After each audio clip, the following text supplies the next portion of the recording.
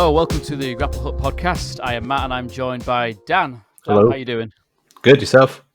Yes, I'm good. It's a bit dreary today. We're having a bit of a deluge or downpour after some of the nice weather we've been having. So hopefully you can't hear too much of it in the background because it is absolutely panning it down on the Lux window. AKA England. Yeah. Yeah, exactly. You know, we're in this weird time which is called summer.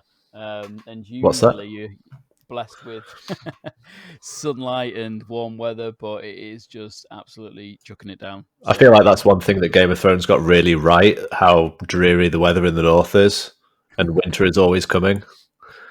Yeah, I said spring rain, summer rain, autumn rain, and then winter cold rain, and then just rinse and repeat. And frozen rain.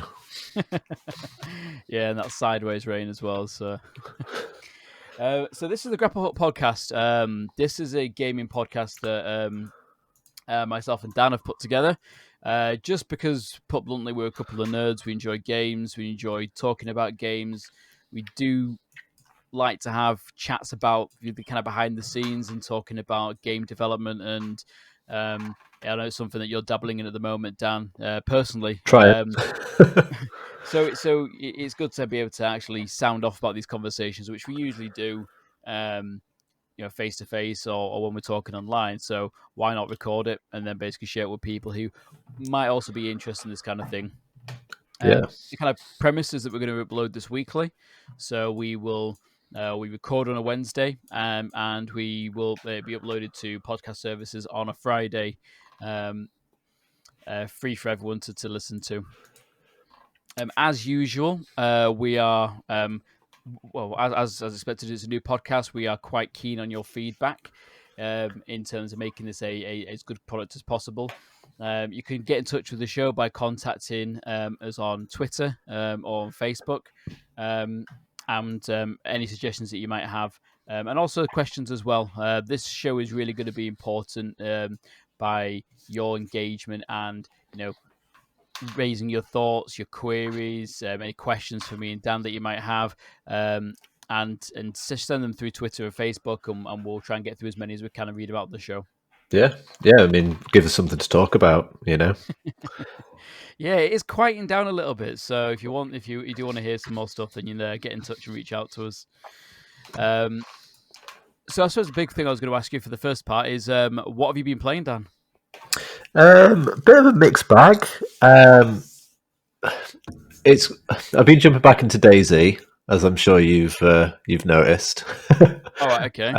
Is this are you playing the official game or are you playing the mod? No, standalone. I haven't touched the mod in like 6 years.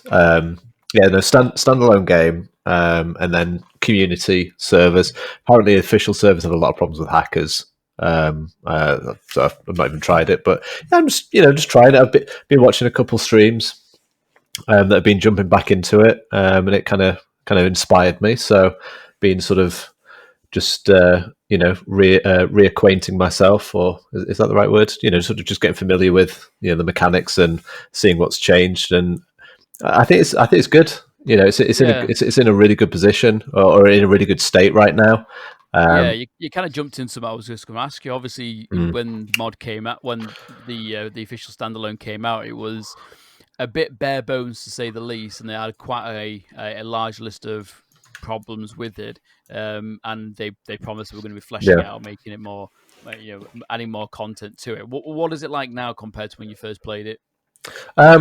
So compared to, I mean, the standalone and the mod have always been pretty different with respect to, I mean, the mod, if memory serves me correctly, relied very much on the Armor engine, and it was basically an extension of Armor, played very similarly to Armor, whereas the standalone, if I'm not mistaken, I think they made an engine from the ground up just for for that game.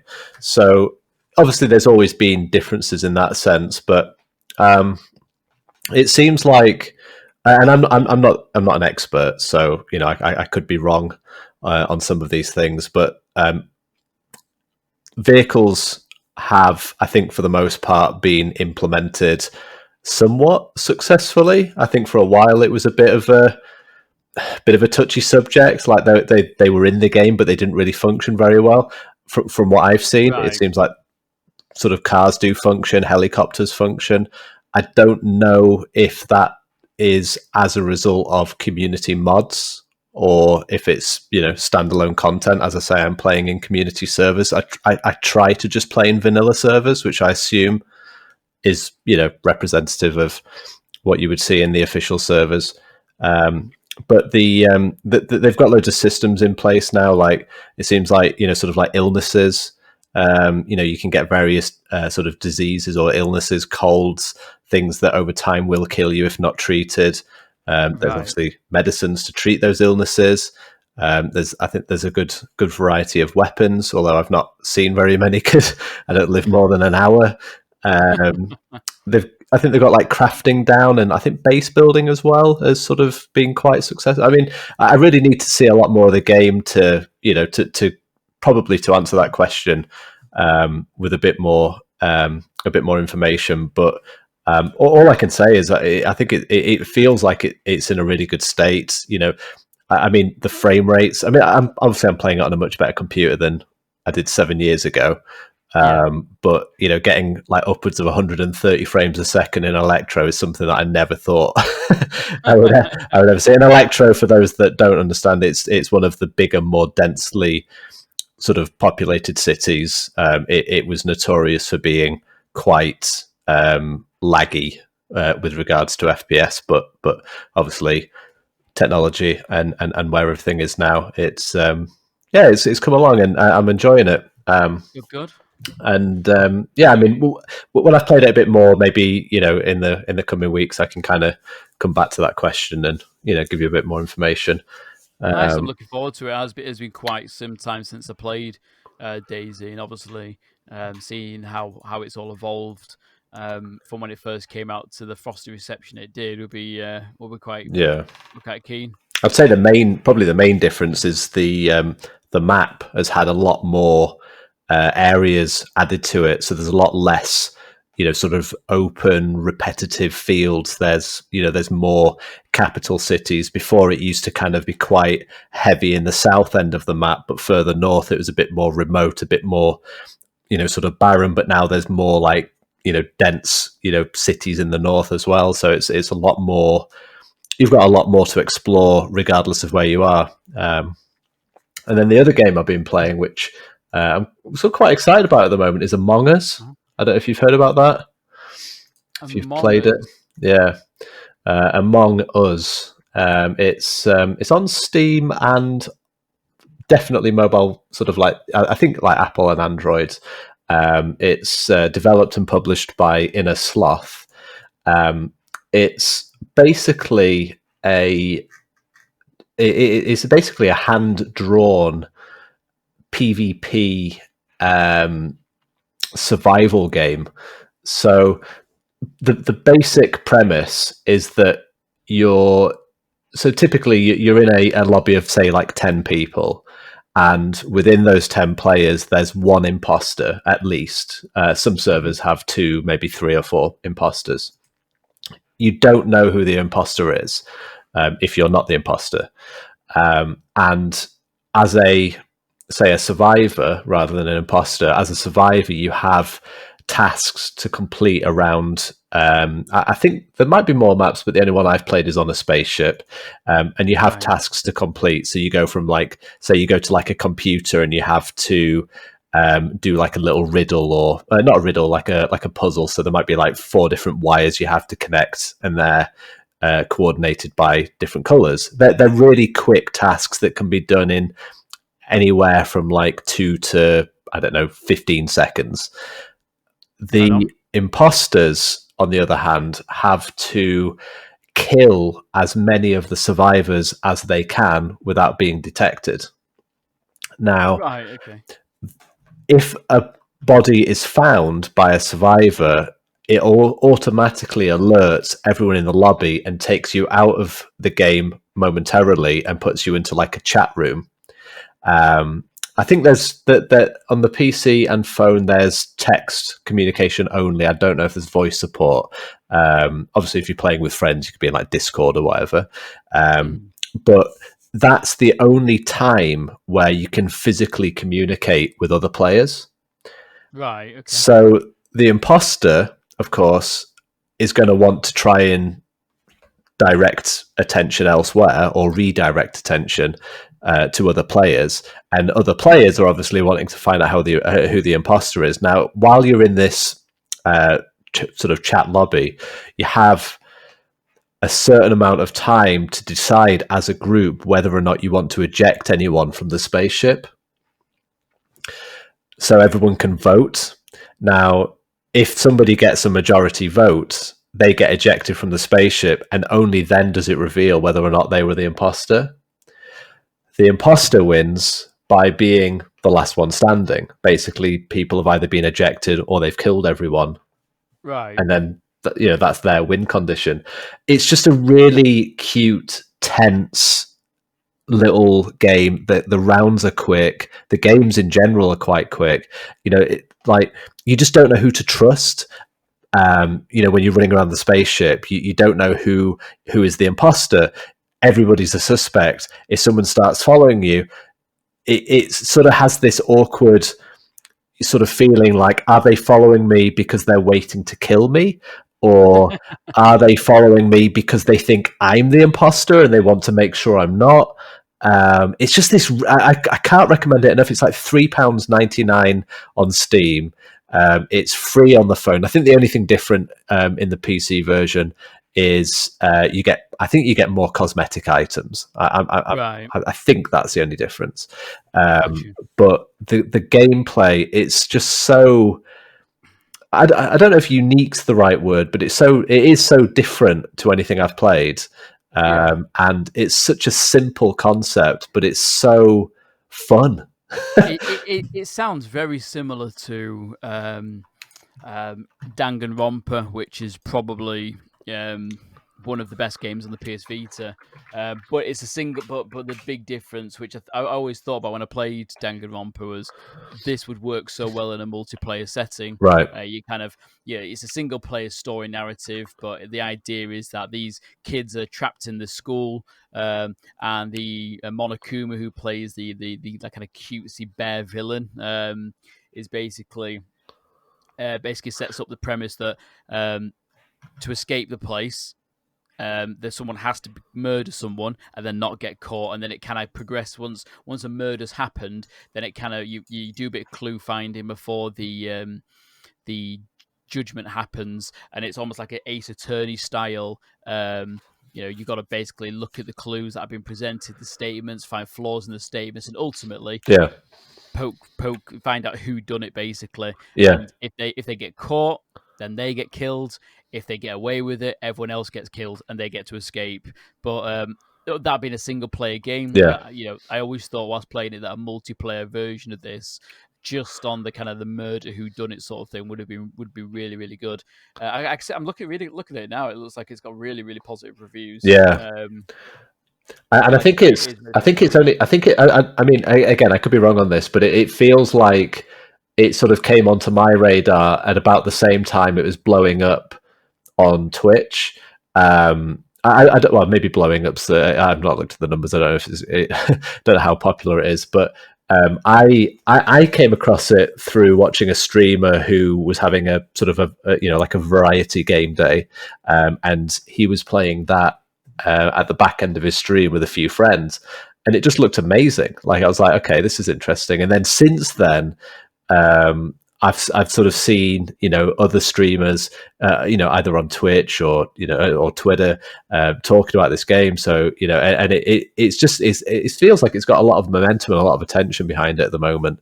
I couldn't recommend it enough. I think it is genuinely a really cutely well made little game, and I believe it's also completely cross-play, so you can play it between phone and PC that's neat. simultaneously. Really good. Recommend it. Awesome. That sounds really good. I'm a big fan of anything that has cross-play in it, or cross saves, or that kind of thing. Yeah, and it's a really good party game as well. Because if you're all like what's that game called? Is it Jackbox? Where you can play, or you can all play it on your phone. There's like different. Oh yeah, Yeah, Jackbox Party. Yeah. yeah. So it's kind of like that in that you could all be, COVID restrictions, allowing, you could all be somewhere together and you download Among Us on your phone for free. As long as you don't talk during the game, because again, that's really important. You can't talk. If you're like a Discord together and you're all playing together, you can't talk if you're dead, and you can't talk during the round. The only time you can talk or communicate is when you're in the lobby, and that's really important because that then, well, that's the main purpose of the game. You're trying to work out who the imposter is. Obviously, if you're dead and you say, "Oh, I got killed by," the red, character, well, it kind of ruins it. So you've got to have some restraint. But yeah, really good, really good. Nice. That sounds good. Yeah, what have you been playing? So I've not been playing anything new. I've kind of gone back and started playing some games that I've been meaning to get back to. I've been playing a hell of a lot of Sea of Thieves. Have you? I'd seen you on that. Yeah, I've been playing with the family. So I've got my daughter's got an Xbox. I've got the Xbox One X downstairs, which my other half's been playing, and I've been playing it on PC because, of course, it's all in Game Pass and been playing it through there. And I played it when it first came out, and I immediately noticed the problems with the longevity in the game in terms of the reason why I'd be hooked to it. I'm very keen on kind of stats and progression and feeling that I'm gradually getting better and finding a more difficult challenge as the game goes on. So early on, I got quite bored of Sea of Thieves and left it a bit, and I've come back to it now. And I've got to say, I've been really enjoying it. There's a hell of a lot more that's in the game now than when I started playing. So one of the big things that one of my biggest criticisms of the game when it first came out was the lack of story. It kind of felt like a bit aimless, like, here you go out and explore, which is fun when you start doing it, but I found it got quite boring quite quickly. But now they've added the Tall Tales in, and they keep adding more Tall Tales, which are like story-driven adventures. You still do like the go out and you explore on the map and follow clues, and then when you get into like these like tombs, there's like puzzles to do as well. You've got bounties and a different variety of enemies. It's really, really good. I'm still absolutely terrible at it when it comes to kind of making sure that we survive encounters with other ships. I find that my strongest strategy is catch the wind, get the sails, catch the wind, and just pelt it as fast as you can. And it's worked 2 of the 3 times I've tried that. The last time I got attacked by the Kraken, which made it quite a quick painful experience. But no, good. Been doing a bit of treasure hunting. They've got the new Ashen update, so there's these Ashen Lords now. Ashen Winds. Tough. Yeah. And just kind of, doing the little quest. I still think it does have problems. I think, like I said, the big problem that it still has, which hasn't been remedied, is the fact that the only things you can, you get money, and the only thing you can purchase with money is purely cosmetics. There's nothing in the game that kind of makes you feel that you're improving or getting more powerful. I disagree to an extent. Finish what you're saying, but I'd like to come back to that. Well, the main reason I think is that a lot of the obviously you gain your ranks in the different groups that you've got. So there's like the gold hoarders and the merchants, and you increase those to a certain point, and then you become a legend. Pirate legend. Once you go to pirate legend, then you kind of start getting different quests, and those become challenging. But in terms of like the the upgrades for your ship, the cannons, the cosmetics for your characters, I find that obviously they are all cosmetic. There's a cosmetic upgrade. 100%. Yeah. So when you're slogging it out and you're getting all your your hard-earned cash, it nerfs the progression, I think, in some aspects. But I realize that it's not. They want you to progress in a different way rather than the standard way that you progress in a game, which is like leveling up or getting weapons that have different stat boosts and things like that. You see, I've played a little bit of Sea of Thieves. Just a little bit. So 100%, like when it came out, it was pretty bare bones, but I think it was it was a pretty transparent launch. Like before it came out, I mean, I played in the beta or the alpha, whatever it was, closed alpha, closed beta, and not much changed in terms of content from that. You know, you've got three different emissaries, three different quests you can do. All quests essentially lead to money, and money you spend on items, cosmetic items, clothes, ship cosmetics, weapons, instruments, equipment, whatever. And they've stuck to that. Obviously, like you say, they've added a lot more events and things to do within the game. But I think they've always had that idea, you know, the devs, that they don't want the game to lock anybody out by not playing it. It's always been a case of whether you've played since day one or whether you just pick up the game today, everybody going into that game is equal in terms of progression. Now, obviously, someone playing today won't have all of the cosmetics that someone has that's been playing it since launch. But but it's not going to change the experience for them. Yeah, as far as PvP is concerned, a day one player has zero, advantage over a day whatever we're on now player, because there's no stats, there's no like strength or dexterity, or there's no character progression. And I can see why for some people that would, why they might not like that. But I also like the idea that it's a game that it doesn't matter when you come to it, everyone's welcome, and the progression, it's more transparent in the sense that, and I can't speak for all day one players because there are some pretty bad players that have been playing for a long time, but going into a fight, if someone's been playing since the game came out, really they should win. If you've just started playing, like, they should win.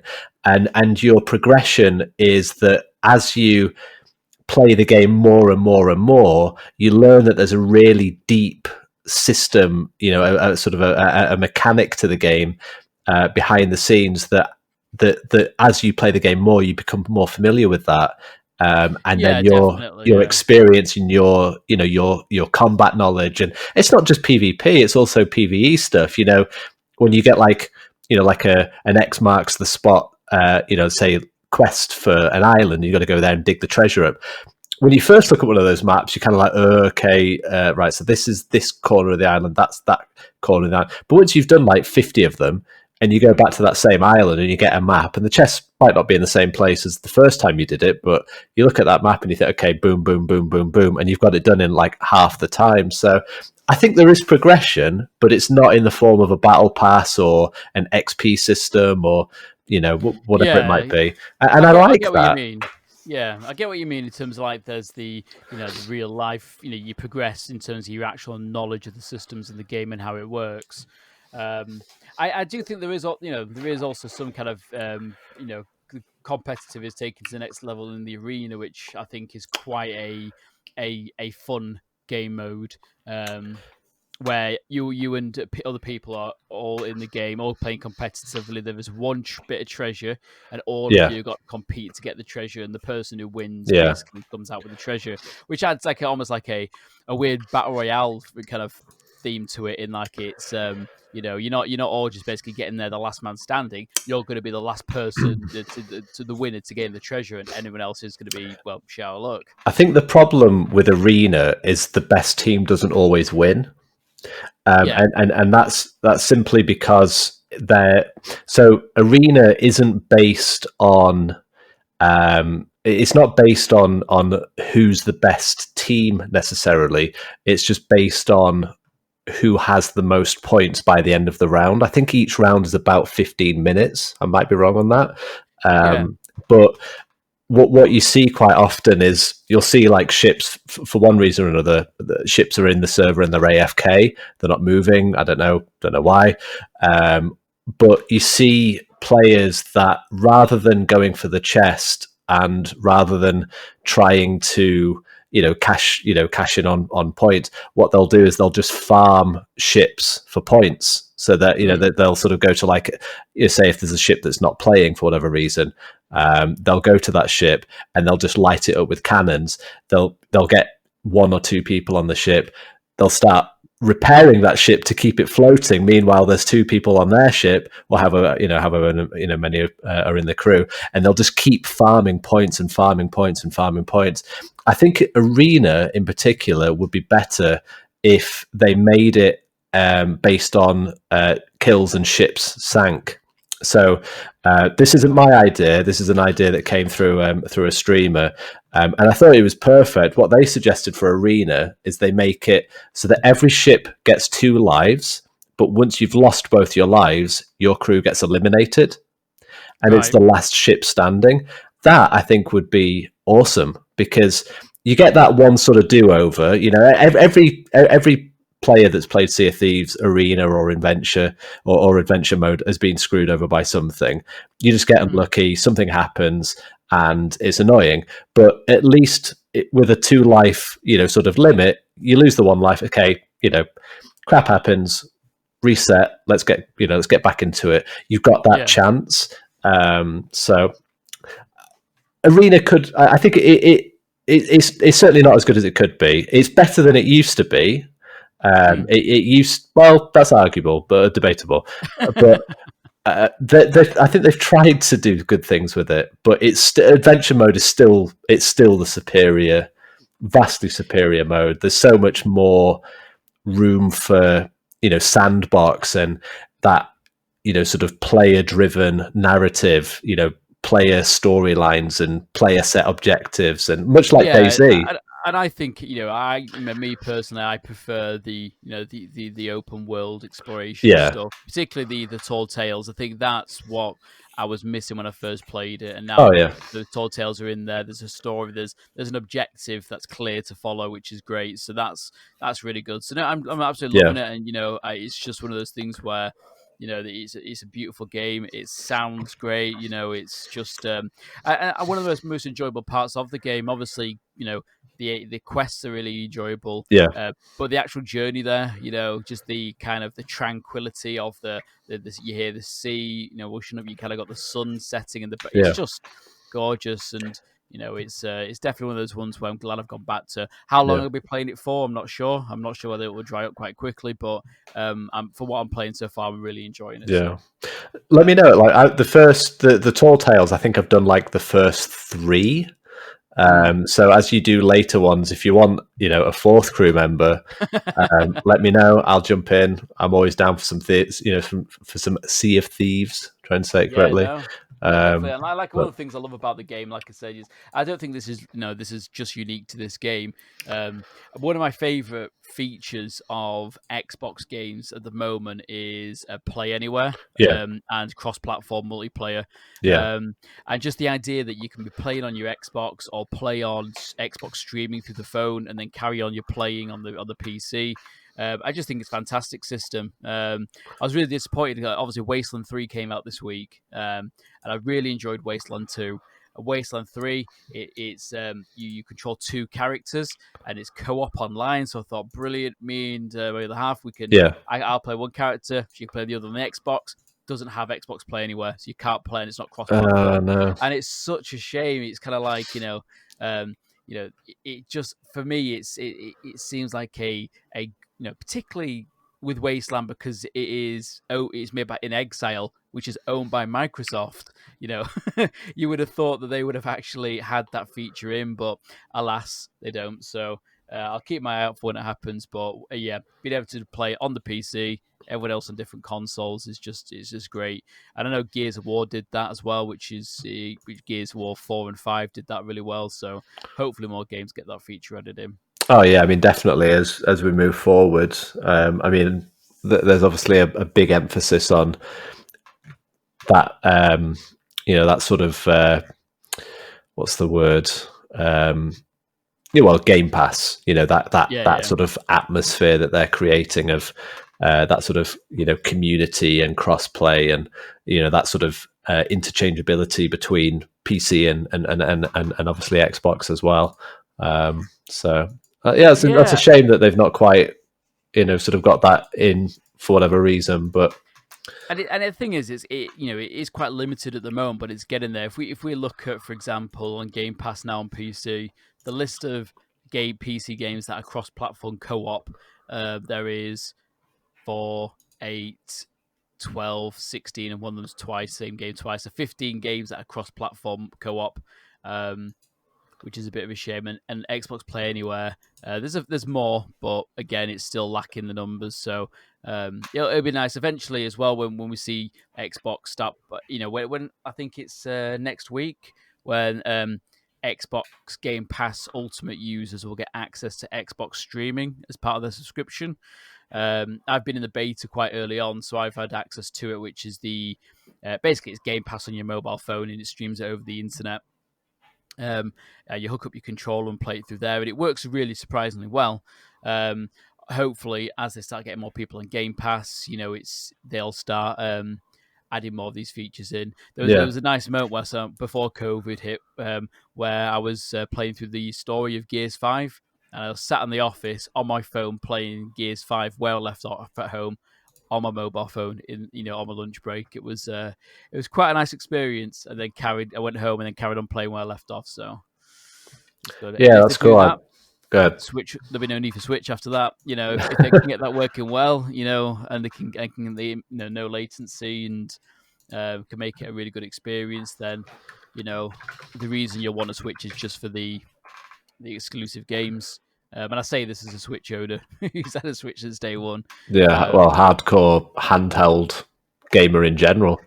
Oh yeah, exactly. Yeah, PSP, Vita, Switch, and Game Pass. I was a bit skeptical about it while streaming, but it works like a charm. And I think obviously with 5G we're starting to roll out more and more across the way, it's going to be inevitable that you'll be able to stream it with near no latency and no pixelization or anything like that. So yeah.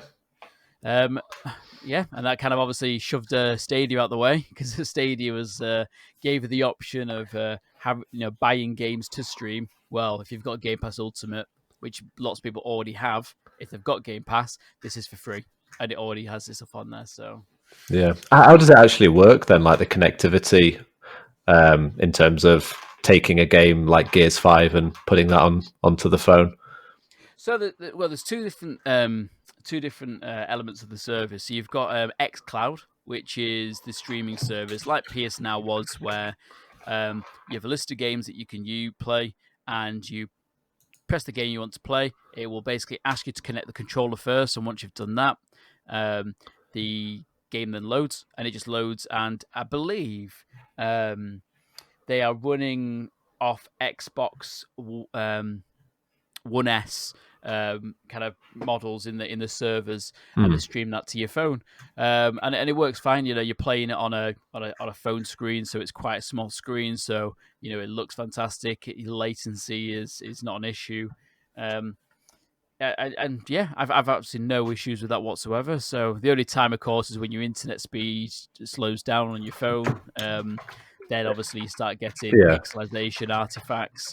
So you're doing it through your mobile phone data as opposed to Yeah, you can do it through Wi-Fi, and that works better. That works better if you've got a stronger connection. But I use mobile data, and I've been using 4G, and obviously 5G is now out, so that'll be even better. So the other element you've got as well is console streaming, so you can actually stream your Xbox console over the internet. So you can so obviously PlayStation's been doing this quite a while, because you could always remote play on your thing. They've basically just implemented that into the Xbox. So if you've got a game on your Xbox at home that isn't part of Game Pass, you can still stream it to your phone, which is pretty cool. Yeah. Oh, so, is that's out now, like the service, or is it like in beta, or? So it's in beta at the moment, but I believe the full service comes out, I want to say, on the 15th of September. Yeah. Yeah, it's a Tuesday. Yeah, so it's a US release. Yeah, so that'll be out on there, and it's, like I said, it's a free service to anyone who's on Game Pass Ultimate. So and you can connect like an Xbox One controller to your phone. Yeah, you have at the moment. I think you have to use an Xbox One controller, but eventually, in fact, no, you can use PS4 controllers or any other compatible pad. In fact, they just when they announced the official release date, Xbox did like a short reveal on their YouTube channel of peripherals. They've teamed up with like Razer to create peripherals for them, and there's one peripheral in particular called the I think it's called the Casio or something like that. And it looks absolutely fantastic. It kind of clips into the controller, Raju, that's I think it is, and they basically you'll get like your two sticks. They basically hold your phone in the middle, and it basically looks like a Switch controller, but it's a bit more tactile. It has the triggers that you get on the adaptive triggers on the Xbox One controller. Yeah. So and different things. There's some cool ones out there which are going to be like able to charge your phone at the same time. So they actually charge your phone, so you get more power out of it. Yeah. But yeah, you can like what I've been doing at the moment. I bought a cradle for it, hooked up my Xbox One controller to it, and you can just play it. Because they have Bluetooth, don't they? The controllers, presumably. Yeah, that's it. Yeah. Yeah, the Bluetooth. So all you do is you just pair your controller to the phone, and then you're good to go. Yeah, that's sick. Sounds good. To be honest, I'm a bit sort of out of the loop when it comes to sort of the console side of things. I sort of tune in on the PS4 every now and then, to play something there. But I'd say like 95% of everything I do is through PC. Be it Steam, whatever. So it's interesting to hear how far along the xCloud stuff's coming, and definitely generational. Yeah, and I think the other thing as well is obviously me being a big handheld gamer. I was always going to be interested in this space and seeing what stuff was been announced. And I tried GeForce Now. I've played PS Now. I was able, sat on the PS Vita streaming Final Fantasy 14 over the internet to be able to carry on playing there. And it's amazing how far it's come. And the thing which I thought was interesting is to me, it's almost the death nail for Stadia. I mean, obviously, Stadia was never going to be setting the world on fire when it came out. Was it ever alive? although I think Google had different expectations for it when they announced it and when they released it. But pretty sure that was dead on arrival, wasn't it? Well, there were some people who thought it was worthwhile. I mean, there was plenty of stuff that was wrong with it when it first came out. The fact that you had to have certain types of phones to be able to use it. I don't think it worked only on a handheld, a small group of devices in the first place. And then you had to pay to stream your games. And if you then paid for, but that was only 1080p or 720p. And if you wanted to stream the full fat version, you had to have a pro account, which was like £8.99 a month or £7.99 a month, and you get some pro games on there, which are included like PS Plus.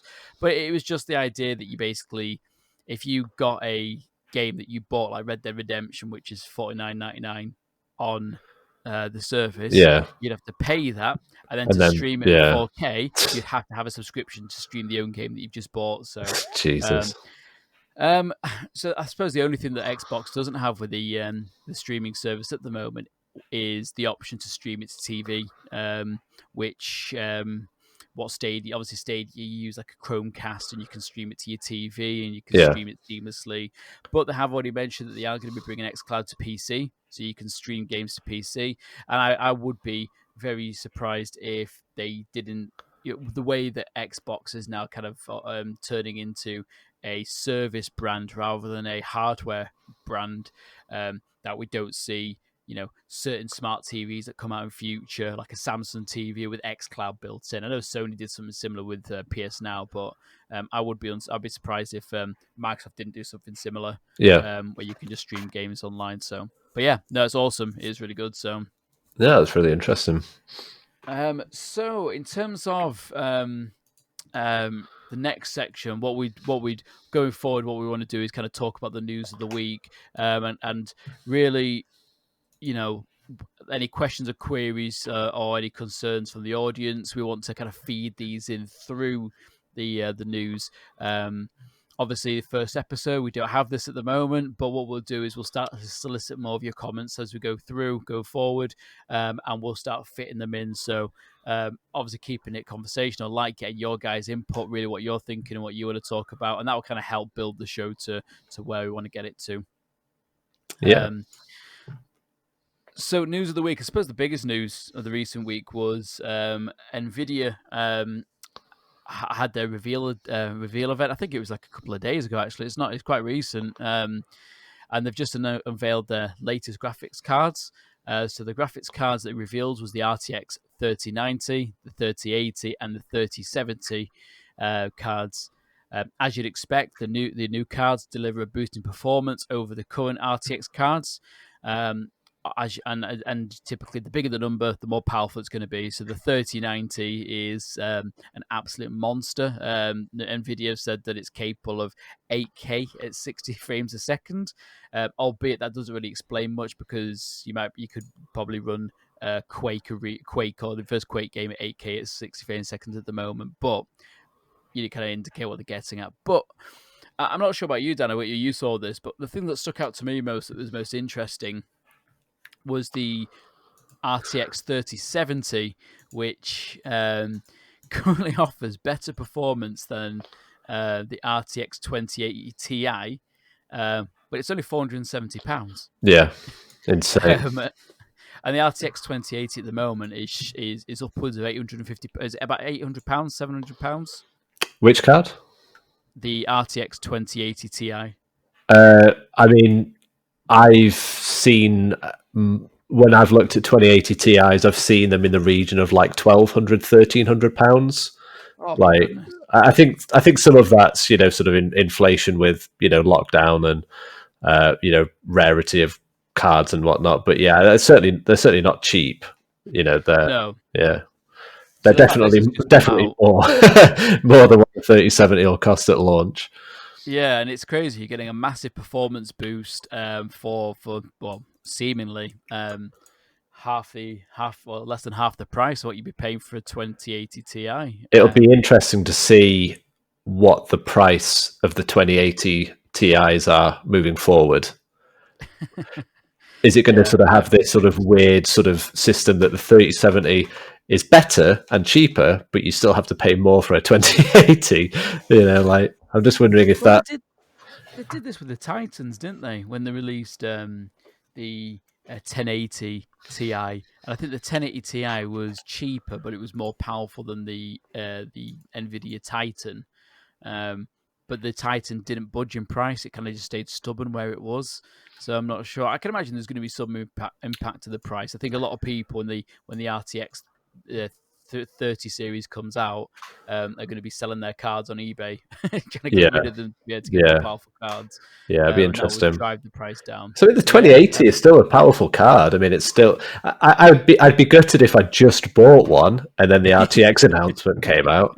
That would be incredibly disheartening. But I mean,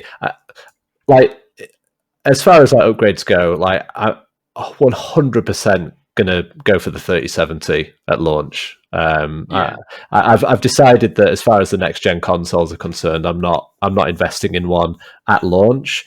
I'll wait until there's a console game bundle where it's like I have to play that game, like an Uncharted or a Last of Us, or I really want to play Miles Morales, but I don't know if I'd buy a console to play it. So I'm just waiting for that game that comes out where it's like I have to play it. It's not on PC. I'm not going to be able to play it anywhere else. Like I have to get a PS5 to play that game. I say that because I'm very unlikely to get the Xbox. But as far as like the RTX cards, I'm 100% when I get a 3070 at launch if I can. I don't know how easy they'll be to get. And I'll do like some other sort of smaller upgrades to see me through. And then in the future, I'll because I think there's an Intel thing today about the 11th gen CPUs that they're bringing out. That might have already happened by the time we've recorded it. I don't know, but I think there was some sort of an announcement on that today. So in the future, I'll be looking at like an Intel 11th gen with a 3090 and all of the things then. But the 3070, I think, will see me nicely through to when I can afford to make that upgrade. I thought it was interesting. I don't know if you saw the tweets, but it really made me laugh. Actually, there was the you were mentioning you'd be gutted if you bought an RTX 2080, and Yeah. there was like people in the comments, and they're using that meme at the moment where the recent Joker film, they put down when you've just bought an RTX 2080 in July, and it's a picture of the Joker just staring at the mirror, and then underneath that there's like someone else comments when you bought the RTX 2080 in June, and it's the same picture. Yeah. It's funny actually. You're absolutely right. You can never predict what these when with these changes in tech when they come out. So unless you buy at launch or short after, or you're not chasing the fastest, the latest tech, then you're always going to be disappointed if you when something comes out. I mean, more powerful less than the price. My sort of PC, sort of hardware knowledge is very much by extension of friends, and because I got back into like PC gaming about I think it was the back end of I want to say like 2018. I think it was like October 2018. I got back into PC gaming, like properly, like Xbox was dead, barely played, as in like actually dead, like my console doesn't work. And then obviously I've got the PS4, but you had the PS4 at that point for like 2 years. So like PC gaming sort of came to me at that point, and I got the 1080 Ti. As because from what I understood at the time, like that's a pretty solid card then, and even now I think it's still. I mean, I pretty much play everything at max. But the sort of the advice given to me, which has paid dividends now, is wait. Don't go for the 2080 because the leap in performance, whilst there is obviously an improvement, it's not significant. It's not generational. It's kind of 1080, didn't we? When the 1080 to RTX, the biggest difference between the 1080 series and the RTX series was ray trace. Yeah. And I don't know about you, but I'm absolutely not sold on it as a defining feature that I must have that card for, to be able to have nicer looking reflections. 100%. For me, it's always performance over resolution or graphical settings. I'd rather the game be playing upwards of 120 frames a second before everything's on ultra. Especially like competitive games, like if I'm playing like an Overwatch or I don't know, Call of Duty or whatever. Like give me performance over resolution. But I would this is just my opinion, but the difference between the 1080 and the 2080 to me at least feels like the difference between an Xbox One and an Xbox what was the 4K One X, Xbox One X. So that sort of feels like that kind of a leap. Whereas the difference between the 1080 and the 3080 or 70, the 3000 series is like Xbox to like the next gen, like the 30 series cards. It feels like next gen.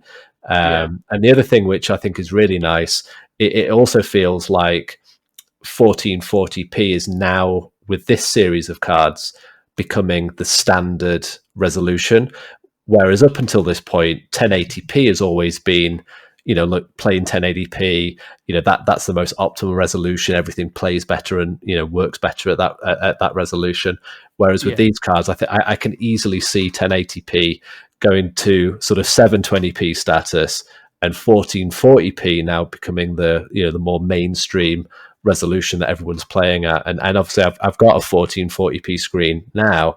It's going to be nice, I think, to see the real sort of power in that with these new cards. Yeah, well, it's funny you say that actually, because it kind of leads me on to the next point. Actually, obviously, we saw Gamescom. Gamescom is not being held face to face because of COVID, but it's been having an online presence.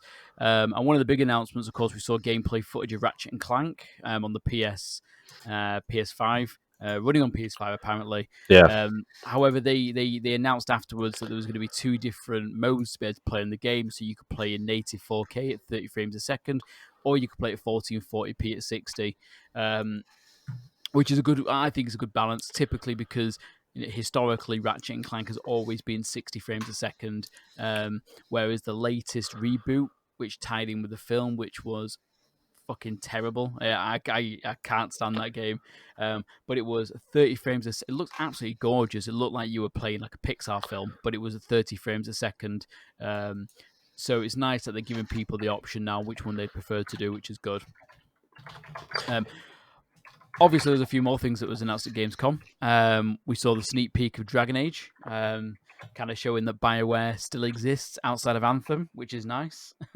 Moving on to something that's going to hopefully get their audience back after Mass Effect Andromeda received. Andromeda failed to, excite people, and then Anthem, which has just been a complete shit show, and they're still trying to power on with that game. So it's nice to see they're doing like a single player narrative. I just hope to God it's not some kind of some persistent open world games as a service kind of thing going yeah. forward. Yeah, it looks good. I liked the look of it. Yeah, It gave me sort of Dragon Age Origin vibes, which is great. and I'll sort of say that sort of loosely. But yeah, it's sort of yeah. I mean, they sort of seem to sort of say the right things, and I mean, the voice actors, sort of seemed on point. And I mean, they didn't. I don't recall them showing any gameplay. It was just sort of concept No, art and sort of behind the scenes. But one of the sort of bits of concept art that got me excited was the sort of dwarven kingdom that they sort of showed, and it just sort of reminded me of the the original Dragon Age. I think it's Dragon Age Origins, isn't it? it was Yeah, Origins, yeah, where you got to see the you got to see the different factions, races, yeah, didn't you, in terms of how they lived, and the dwarfs had a big presence underground in terms of their like nobility, and you're either born with a name or your I think it was like you had a name, and if you had a certain name, you were kind of like almost like royalty, whereas if you didn't have a name, you were kind of a peasant sort of thing. I agree. That kind of got me excited as well, seeing that kind of. Hopefully, it goes back to the the kind of feel of Dragon Age Origins, because I don't know whether you agree or not, but I personally think it's the best of the series, and it's just been a each subsequent game has just got worse and worse after the first one. yeah. No, I mean, I played the first one. Well, smashed the first one. I think I skived about a month of university to to play it, and then the second one I remember starting, and I must have probably got, hate to say it, but maybe 30 minutes in, and I just felt really off for whatever reason. I want to say I was distracted with other games at the time. I honestly can't remember, but I never finished it. I never got far enough into the game to really do that. Um, but but yeah, and then Inquisition. I remember like on the menu, like the music, it's really exciting. Like, oh, it's just really cool. And then you get into the game, and it's like, okay, it's all right. And then you get to like the open world segment of the game, and it's just I can't be bothered. I Yeah. really can't be bothered playing this anymore. Yeah, So it suffered from a lot of problems. The series, so hopefully, I don't know. Obviously, Bioware, I feel like they've kind of just slowly had a slow fall from grace in terms of being absolute masters of storytelling RPGs. And now at a point where I honestly think that if this game doesn't do well, their next release, they could be in a lot of trouble. Even a company or game development as prestigious as BioWare once was, I just don't think they hold the same respect in the gaming industry as much as they did. Respawn. Because No, Bioware. Sorry, BioWare. I don't know why I thought you were Yeah. talking about Respawn. Yeah, BioWare. Oh no, yeah, Yeah, because obviously Bioware yeah. came from Jade Empire. Well, the big one they had was like Jade Knights of the Empire Old was quite a big Republic. one. Then Knights of the Old Republic Yeah, came out after Jade Empire, and then which obviously was probably their crowning achievement. And then obviously the first Mass Mass Effect, Effect. Dragon Yeah, Age, I'd and say just Mass Effect is probably their crowning achievement. well, I think that was the one that got the most mainstream Yeah, it was sight on it. massive. But Yeah, when you ask people about the best story that they've done, I think a lot of people say that Knights of the Old Republic is the best story they've done. I think a lot of that is just Star Wars nostalgia and Star Wars nerds. Oh yeah, Like, which is fair enough. You find them everywhere, don't you? yeah, I think But that I think the better game is Mass Effect. yeah, Yeah, I love KOTOR. Don't get me wrong. And oddly enough, when we're talking about sequels, I never really got into the second Knights, whatever it was, the second Knights of the Old Republic. Like, I never got into it. I just didn't enjoy it. So that's funny, isn't it? Like with Dragon Age, I never got into Dragon Age 2, and I never got into the follow up to Knights of the Old Republic. arguably, the best sequel they've done is Mass Effect 2, which was fantastic. Yeah, oh, it was amazing. Yeah, love that I'd game. probably say Mass Effect 2 is probably the best Mass Effect. Yeah, I'd say so, because it took everything great about the first one and made it better, and then obviously the ending and whatnot was all, I think, very well executed. And the trailer for the game was just, I mean, fantastic. as a result of that trailer, I flew to Los Angeles to watch an orchestra play at the Walt Disney Concert Hall. As a result of that trailer, that's how good it was. So, Yeah, it was just fantastic. I'd probably say, arguably, it is up there in the top 5 game trailers of all time. Yeah, I think. What would you say? I think that, maybe this is something you need a bit of time to think about. What would you say is the best game trailer you've ever seen? Because I was thinking about this the other day. It's hard to say. I've definitely got a few highlights. I need to think about which is my favourites, because I really, really like the Gears of War trailer with Mad World playing in the background. That's just a fantastic trailer. Yeah. Really kind of creepy and eerie. I love the Halo 3 trailer where it kind of it's panning over the battlefield and it almost looks like all small figurines, and then it kind of glints on the Master Chief's visor, which I thought was great. I'd probably say the one that there's actually in the Mass Effect one, of course, Mass Effect 2, but I think my favourite one will probably have to be Breath of the Wild reveal trailer. Oh, okay. Yeah, I remember that one. I still watch that trailer and it still gives me goosebumps. I controversial opinion, but I think the trailer is better than the game. I love the game, but the trailer just kind of the score they built, basically the music score they created just for the trailer, adds such another element to that trailer. And yeah, every time I watch it, I still get goosebumps. I remember sitting in the cinema watching the trailer kick in, and you had the full speaker surround sound system in the cinema. It was just an experience. I'd probably say those are the ones that spring to mind when I think about that. So, what about you? So, I mean, you're definitely right in that. Like, I'd probably need to spend a lot more time, really, sort of thinking back and actually rewatching a lot of trailers and whatnot. This might surprise you, but I honestly, in recent memory, and perhaps all time, I'd say my favorite sort of game, should we say, like game-related trailer, not necessarily, announcement or launch or whatever. My favorite sort of game trailer is the Battle for Azeroth World of Warcraft expansion.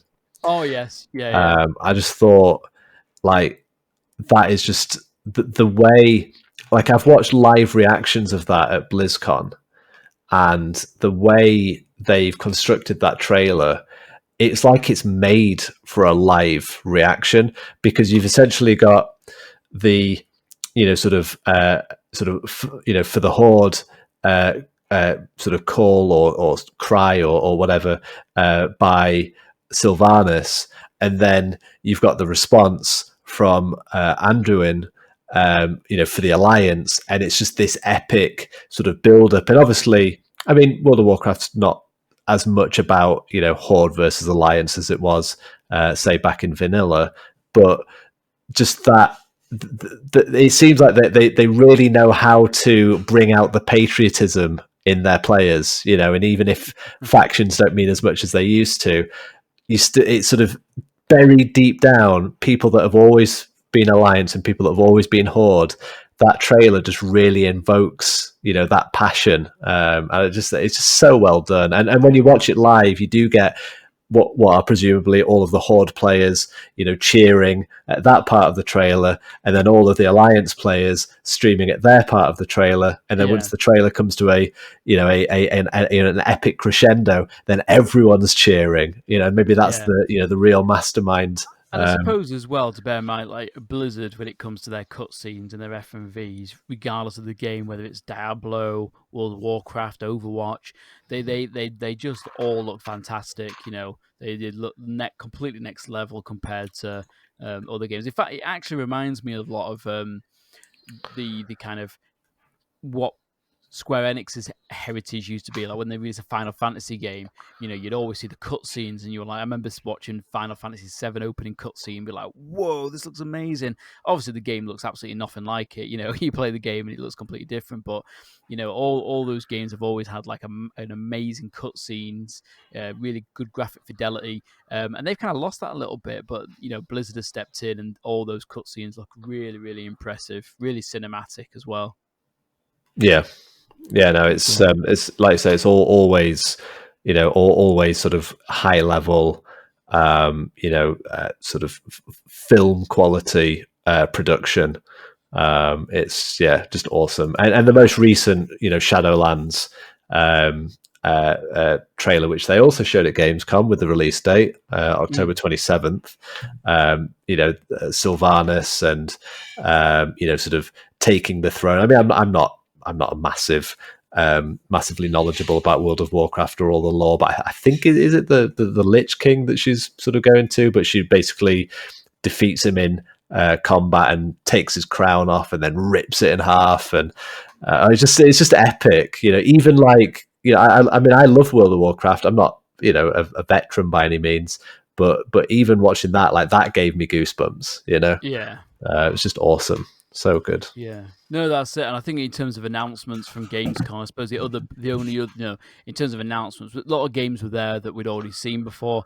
I think obviously the big other announcement is they showed off Call of Duty Black Ops Cold War, and kind of unveiled that as well. Which all knew was coming. Which, just to add to what we've been talking about, also had an amazing trailer. That was amazing. Like that was it just me? That gave me chills when I watched that. Yeah. That was so good. It is good, and whether it's going to be a good game is going to be, it's Treyarch, baby. It's going to be good. We'll see. Although I'll tell you what I noticed on that announcement was the Raven was really prominently displayed as as the studio working on this game. Raven have typically supported the typical Call of Duty teams, Treyarch, Sledgehammer, Infinity Ward. Raven typically make the multiplayer maps, and the last game that they made on their own was Singularity, which is absolutely superb. It's a fantastic game, but they've always supported with the maps and creation of multiplayer maps. They were actually featured prominently in the same highlight as Treyarch on the front cover of the game that's been revealed. So I'm quite keen to see how much influence they've had or impact on that. So that'll be good. Yeah, no, 100%. I am looking forward to it genuinely. And as a result of that trailer, I'm going to butcher the name, but I went and watched a sort of lecture delivered by Yuri Bezmenov, which is the Russian defector that they show in the Black Ops trailer, and he I think worked in like the sort of communication department of the KGB and defected in the 1980s, and basically said, like, they've already infiltrated high levels of government, and they've already sort of demoralized the American population. It's like this sort of 20-year plan or whatever, and it's so chilling. And he gave like presumably gave a lot of lectures, but he gave a lecture back in the 80s, and as a result of the Black Ops Cold War trailer, I actually went and watched it. It's fascinating what he was talking about. So, and isn't it funny that not funny, but how it takes a game to sort of teach history to certain players, gamers, or whatever, things that they really should have learned in school, but don't for whatever reason, and then they learn by way of a game. Like, do you know what I mean? I think that's really interesting. Yeah, exactly. It is an interesting time. It's because it's almost like recent history. You don't learn about it or things like that. So, it is intriguing. It is interesting. In terms of other news, I suppose one thing is worth highlighting that's been mentioned, of course, Dr. Disrespect. He recently received a permanent ban from Twitter for reasons still unknown by the streamer.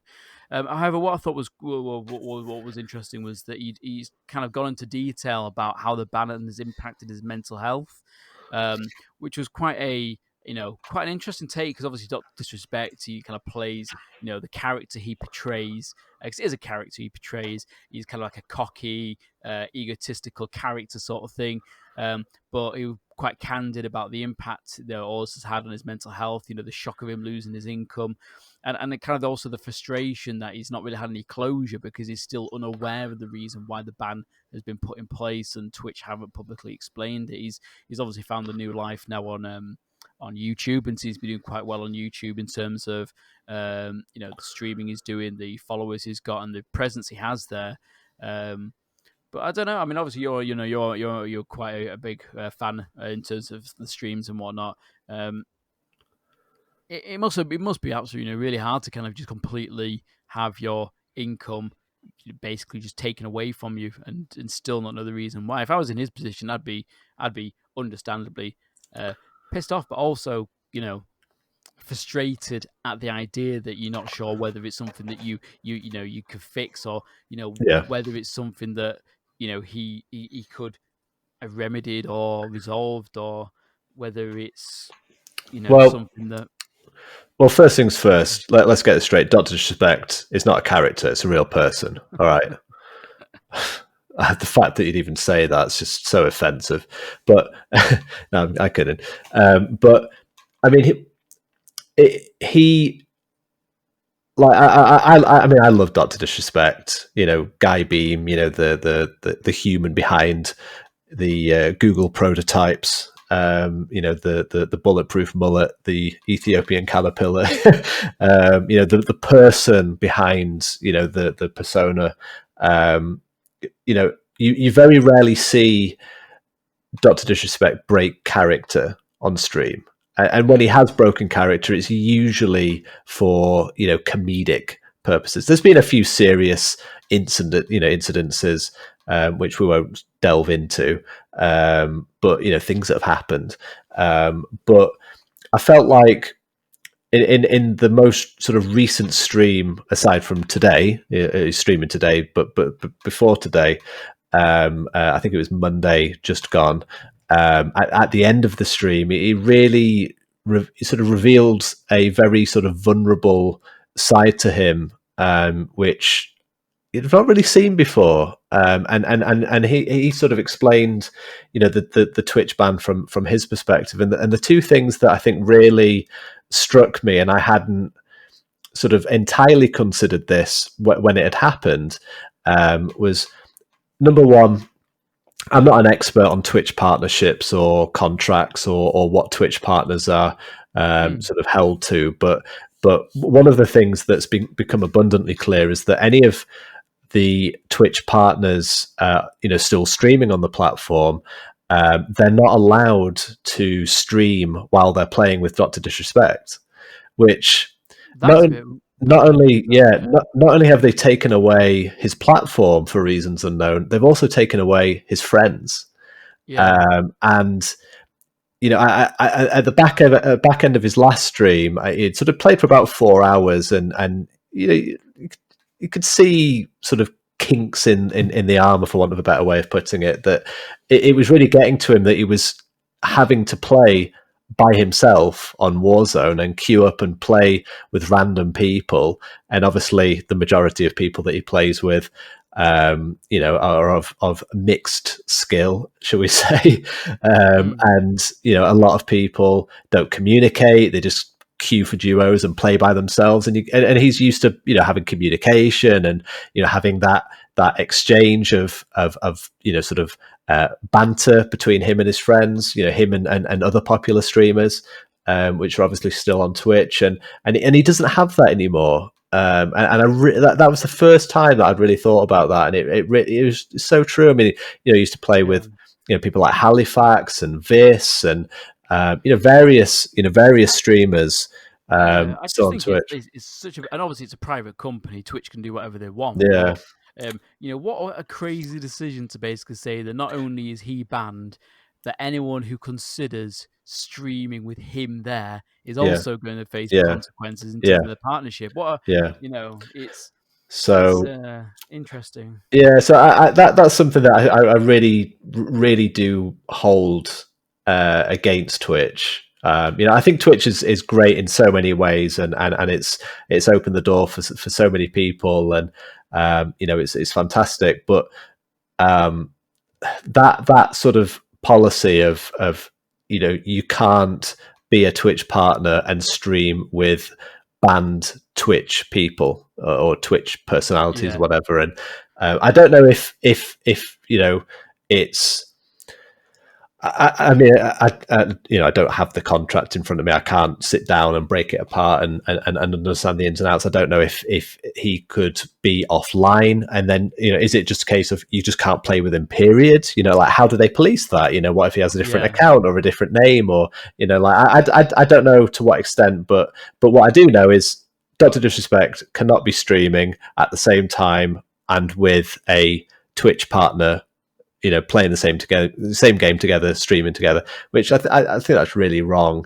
And it's like you say, he doesn't have any. This is someone who is on a new platform. So he obviously the people he has are going to be. He's been on that. He's been on Twitch for years and years and years, built friends and all that kind of stuff. And basically saying to him, right, we're gonna play, which means that you can't stream it and make money off it because I'll be there. It just seems like a really, really kind of. It's really, really bad. I think that is really bad. And I think the other side of it, which he sort of revealed, which again I hadn't really considered, but it's so true, is that in the past when he's had these hiccups, should we say, things that have led to him, having extended absences from Twitch and streaming. He's always known why he's taken that break, So again, we're not going to dredge, through his history. It's, people who know Dr. Respect are probably well versed in the things that he's come back from. But every time he's made a mistake or he's done something wrong, he's come back from it because he knows what he's done wrong, and he can hold his hands up and say, that's my bad. I'll deal with that, and I'll come back, and I know what I've done wrong, and I can avoid that mistake in the future. But with this, it's like, how does he come back from this? Like, how does he accept responsibility? He doesn't know why he's been banned. Yeah. So it's kind of like, it's like, being told off for doing something wrong, but then not being told what you've done wrong. Yeah, exactly. So it's just, how can you learn from your mistakes? Yeah. So, who knows? I mean, people, until there's actual like definitive proof and a definitive answer as to what's happened, people are going to speculate, forever about why he was banned. And I really hope he does, sort of overcome, and he continues his success with YouTube, which he appears to be. But whether you like him or not, you can agree the practice that's been applied to him just seems shady. I've seen people kind of defending Twitch and saying, "Oh, well, it's their platform," which it is their platform, but because you don't like one person on there or another, but ultimately, whether you like the person or not, if it was happening to someone you didn't like or someone that you did like, Yeah. you would expect that the company would have the decency to be able to share that information and not act so kind of, I don't know, bit spitting the dummy out sort of perspective. It just doesn't, Yeah. it just doesn't seem right. So I'm not sure I can add really anything more to that. It's just shady. So. I suppose the last bit of news I wanted to go through, really, kind of run through, was just obviously by the time you're listening to this podcast, the PS Plus games for September and the Xbox games with Gold for September have been announced. So on PlayStation, you can get yourself PUBG and Street Fighter 5 has now been released as part of your subscription. And Xbox games with Gold. This month, you've got The Division. So The Division is free on Games with Gold, and The Book of Unwritten Tales 2. And then you've got two of the games which are backwards compatible. You've got Xbox 360, which is The Blob 2, and original Xbox Armed and Dangerous. I'll always say with these type of things, whether you plan to play them this month or not, you should add them to your library, as if once September passes, if you haven't redeemed them, those games are lost forever. So you might as well add them to your library so then you can come back to them later and play them in your backlog. Yeah, they're PlayStation Plus Xbox. I think out of those, I'm actually quite keen to play The Division. I've dabbled with it before, but I suppose now I've got it permanently, I'll probably give it more of a go. And speaking of Division, actually, just to kind of mention, if you're a PC user, it's been given away for free on Uplay as well. So if you've got Uplay installed, downloaded, or you've got a Uplay account, The Division is on there for free at the moment to download for a week, and it is yours to keep forever. Which they're coinciding with a discount on all their DLC for the series as well. So, well, I will redeem it. Probably never play it, but the backlog gets bigger and bigger. But it's always worth having these in your library. Like I say, you can always come back to them later when things do get a bit quieter. And who knows? We might not have the PS5 and Xbox One until Christmas next year, the rate they're going. So, plenty of time to catch up. Definitely. Right, that's everything. That's all the news that I felt was worth going through. Anything else you want to add, Dan? No, I think that's good. We'll wind down for now and then come back next week with some more interesting news and articles and things to talk about, I'm sure. Yeah, no, definitely. Well, so in terms of the thanks for listening to the podcast. Obviously, like I said, we record on the Wednesday, we post on the Friday. To get in touch with the show, you can at the moment message me or Dan on on Twitter. Dan is TatchND, so that's TATCHND, and I am at Metroidvania. So you can message us directly, and we can include your comments, questions, concerns, thoughts, ideas. Get your input on the show. It really means a lot to us that you be listening. And like I said, the show will get better with your feedback and with your content as well. So, right, well, that's everything. Thanks a lot.